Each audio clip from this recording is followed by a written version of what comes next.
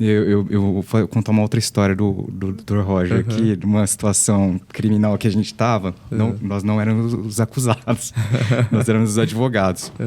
Mas um cliente que me procurou, uma cliente, né? Ela tinha sido presa e foi uma questão relacionada a um golpe de Pix. Sim. E eu... Foi aqui em Ribeirão isso? Aqui em Ribeirão Preto. Foram 28 pessoas presas. 28? Foi uma operação bem grande aqui. Caramba.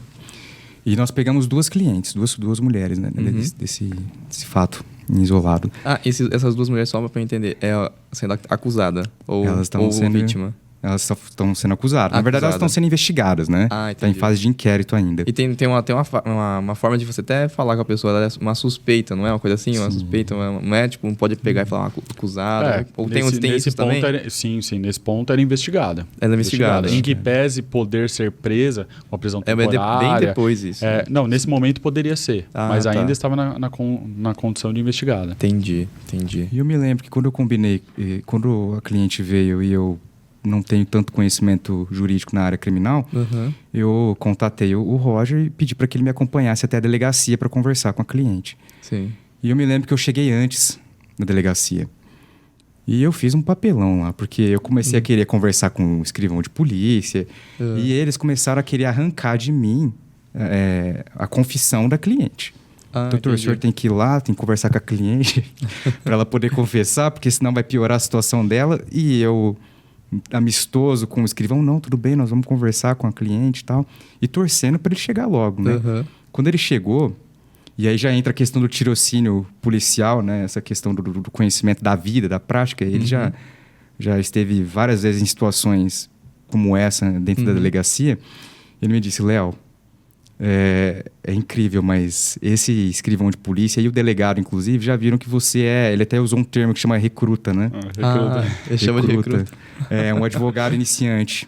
Entendi. Com 10 anos de advocacia. Exatamente. Entendi. Com 10 anos de OAB, eu não soube me portar da maneira adequada perante um delegado, perante um escrivão de polícia, porque não é minha área. E quando ele chegou... acostumado, habituado. Exato. Que é outra área, entendi. Quando ele chegou, ele dominou a situação. Legal. Eu me lembro de um momento em que um delegado quis ouvir a nossa cliente no corredor da delegacia. E eu estava ali conversando com a cliente muito emocionalmente abalada com a situação, né? E o delegado chegou para conversar com ela ali. E o Roger imediatamente, não, o que é isso? Você vai ouvir a cliente mesmo sem escrever, colocar a termo, passar a termo a situação, a gente não sabe se está sendo grampeada essa conversa, o que será que vai acontecer. E ele já chegou ali pro delegado e falou: doutor, vamos esperar, né, o momento certo para poder ouvir lá na sala, tirar as informações necessárias e tudo mais. Então eu percebi assim que o ambiente criminal ele é um pouco mais delicado, né, nessa questão do conhecimento teórico do prático. Sim. A gente sabe que lidar com o crime exige um cuidado especial, uma atuação, tanto eu falo assim, dos servidores mesmo, delegado, escrivão, para poder fazer concluir o trabalho. Exige um pouco mais de cautela, mas às vezes eles não usam, e existem algumas arbitrariedades. Eu não estou dizendo isso uma crítica do sistema, falando que ele é ruim, tá? Estou só contando um fato que aconteceu conosco, tá?